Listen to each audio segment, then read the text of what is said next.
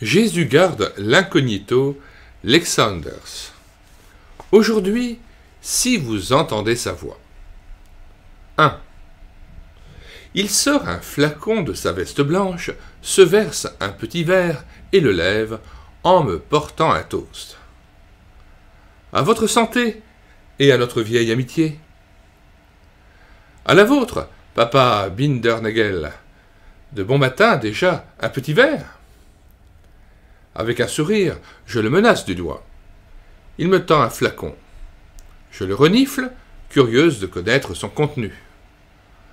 C'est de la vulgaire tisane de menthe avec du sucre. Tous deux, nous rions de bon cœur. Il s'est installé au soleil sur un banc au milieu de parterres de fleurs multicolores devant la station de métro Schlump. Comme je viens de rater mon train, je m'assieds quelques instants à côté de lui. Il me raconte qu'il a fait une mauvaise chute et qu'avec ses 79 ans, il a eu une forte commotion. Il me dit qu'il aurait préféré ne pas revenir à lui, ne plus se réveiller. Alors, tout aurait été fini pour lui. Là-dessus, je lui demande s'il aurait été prêt à se présenter devant le Dieu saint. Par un geste dédaigneux de la main, il me laisse comprendre que cela ne lui fait ni chaud ni froid. Pendant un petit moment, nous continuons à parler de choses spirituelles. Mais il me dit « Savez-vous, il me manque tout bonnement le sens pour saisir ces choses. Ne prenez pas la peine de me les expliquer. Comme je n'y comprends rien, cela n'a pas d'effet sur moi. Et sincèrement, je ne m'en fais pas. » Cher papa Bindernagel, combien de gens n'as-tu pas égayé avec ton accordéon à l'occasion de fêtes de tout genre, où, comme tu le disais, tu mettais de l'animation. Tu étais là, tout simplement. À maintes reprises, le jour de notre anniversaire, tu te trouvais tôt le matin devant notre porte et tu nous donnais une magistrale aubade. Tu as une excellente oreille pour la musique. Mais pour les choses éternelles, l'ouïe te manque totalement. Et te voilà assis là, avec ta veste d'été blanche, un œillet rouge dans ta boutonnière, et bientôt tu auras tes 80 ans. Je prierai pour toi que Dieu t'accorde encore dans ta dernière heure, fût-ce sur ton lit de mort, cet organe qui te permettra d'entendre la voix de Dieu. 2. Le long de champs de blé mûrissants, de villages et de hameaux bien propres, reposant paisiblement à la lumière du soleil couchant, nous roulons en bus dans la direction de Hambourg. Une jeune fille est assise à côté de moi. Je l'ai rencontrée à maintes reprises devant l'hôpital aux heures de visite. Nous étant vus plusieurs fois, nous avons commencé par nous saluer. Et à présent, faisant le même trajet, nous avons lié conversation. Il y a quelque chose de louche dans l'allure de cette jeune personne. Un fossé nous sépare tout bonnement. Cela me pousse à prier d'autant plus pour cette ravissante créature. J'ai le cœur gros en apprenant au cours de notre conversation qu'elle habite dans une des rues malfamées de Hambourg, en plein dans cet affreux bourbier de péché qu'est le quartier Saint-Paul. Lorsqu'elle voit les larmes me monter aux yeux et que je lui dis qu'un tel métier ne peut certainement pas la rendre heureuse, un court moment, elle semble gênée et touchée. Mais rapidement, elle retrouve son aplomb. « Heureuse ?» dit-elle avec un petit sourire sombre, plein d'abnégation et en rejetant la tête en arrière. « Heureuse ? Non, je ne le suis probablement pas, mais cela me rapporte de l'argent, beaucoup d'argent, sans trop travailler. Mais n'est-ce pas le salaire du péché, et votre honneur, votre pureté et votre conscience ?» Comme seule et unique réponse, elle me sourit et hausse les épaules. Lorsque je lui parle de Jésus, le sauveur des pécheurs, elle pose lentement sa main sur la mienne et me dit avec un sourire « Vous me voulez du bien, je le sens et, Au plus profond de moi-même, j'en suis confuse. Mais, croyez-le-moi, je n'ai ni sens ni intuition pour ces choses. Ne vous décarcassez pas pour moi, cela n'en vaut pas la peine, car je ne comprends rien à ce que vous dites. Mais si un jour vous avez besoin de quelqu'un, je suis toujours prête à vous donner un coup de main. Vous savez où me trouver.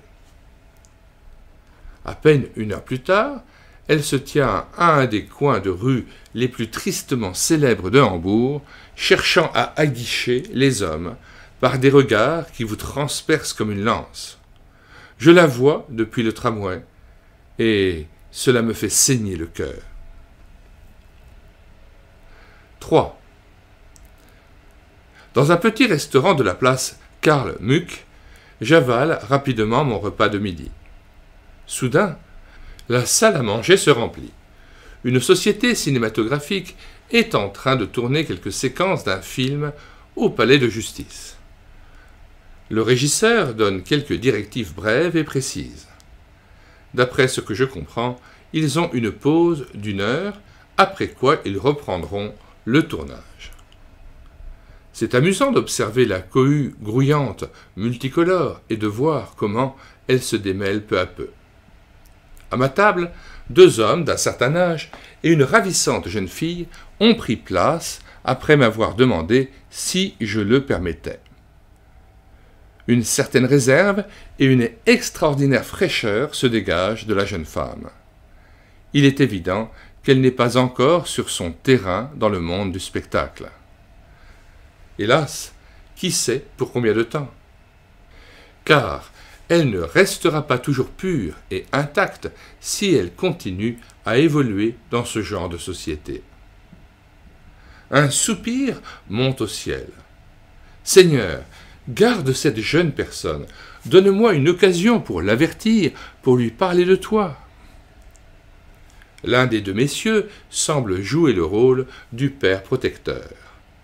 Leur conversation est animée. Par mégarde, la jeune fille met sa serviette en papier froissé dans la tasse à soupe à moitié pleine de son voisin de table. Elle a l'air désolée lorsqu'elle se rend compte de ce qu'elle vient de faire. Tandis que les 2 messieurs rient aux éclats de sa maladresse, le rouge lui monte au visage, ce qui rehausse encore son charme. Embarrassée, elle s'excuse à plusieurs reprises, puis sort de son sac à main un petit mouchoir en dentelle et s'absente quelques minutes. Lorsqu'en partant, elle a posé son sac sur la table, une petite croix en est tombée et a glissé sur la nappe blanche. Dans sa hâte, elle ne l'a pas remarqué.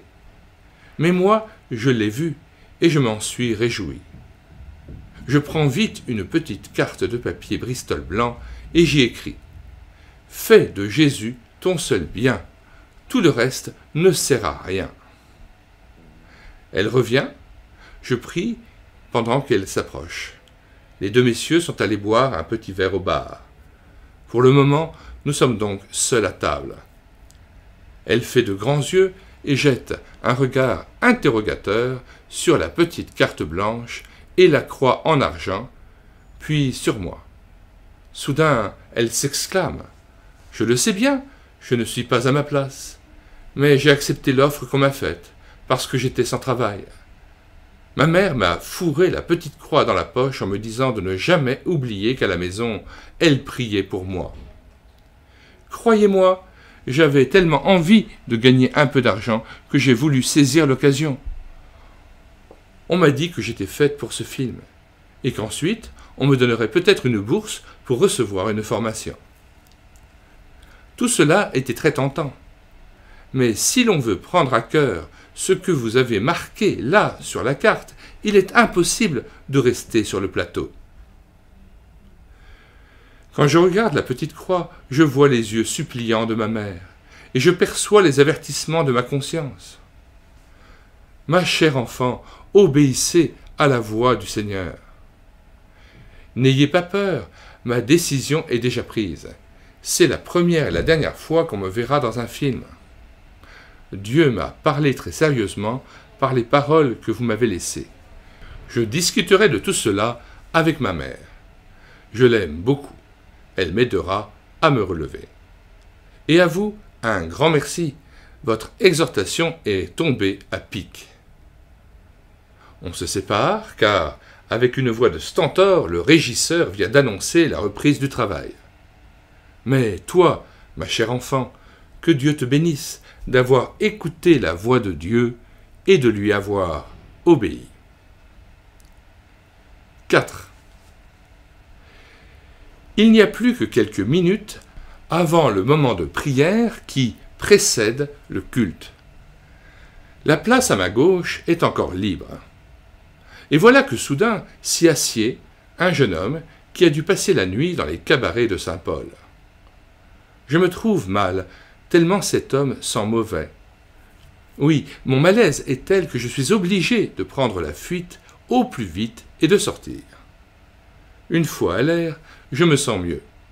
Mais j'ai encore un véritable dégoût pour cet homme, et je frissonne intérieurement en pensant comme il est tombé bas. Pourtant, n'est-il pas un de ces pauvres d'entre les pauvres que Jésus aime? Oui, mais tu sens vraiment trop mauvais. Avec la meilleure volonté du monde, je n'arrive pas à surmonter ma répugnance. Je ne peux tout simplement pas supporter tes odeurs. Si je ne veux pas manquer la réunion de prière, il faut que je me dépêche et que je rentre. Au fond de moi-même, j'espère que pendant mon absence, ma place a été occupée par quelqu'un d'autre. Mais je découvre, avec stupeur, qu'elle est toujours libre, comme quand je l'ai quittée. Un combat se livre au-dedans de moi. Pourquoi n'aurais-je pas le droit de m'asseoir ailleurs? Qui me l'interdirait? Toutes les fois que vous avez fait ces choses à l'un de ces plus petits de mes frères, c'est à moi que vous les avez faites. Cette parole de Jésus me vient à l'esprit. Je suis toute honteuse. Vite, je vais m'asseoir à côté de mon clochard. Si mon Sauveur n'a pas eu honte de moi, pourquoi ferais-je, moi, la moue? Mon ami n'a pas de recueil de cantiques. Ou bien, étourdi comme il est, s'est-il assis dessus sans s'en apercevoir? Nous chantons donc les yeux dans le même recueil, dans le mien. Il a une voix de stentor et un mélange d'odeurs flotte à la hauteur de mon nez. Mais voyant maintenant en lui un homme aimé par le Sauveur, je voudrais aussi lui témoigner mon affection. Je me mets à prier pour lui. Après le cantique final, il me donne la main et me dit « Merci ».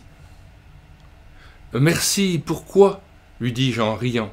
« Je n'ai donc rien fait pour vous. »« Si, je vous remercie pour votre gentillesse. Je suis gêné et je ne sais que faire de lui, parce que sa réponse m'a ému et me fait honte. » Avec la main, je lui époussette la veste en lui disant qu'il a dû s'adosser à un mur blanchi à la chaux. Il me tend encore une fois la main.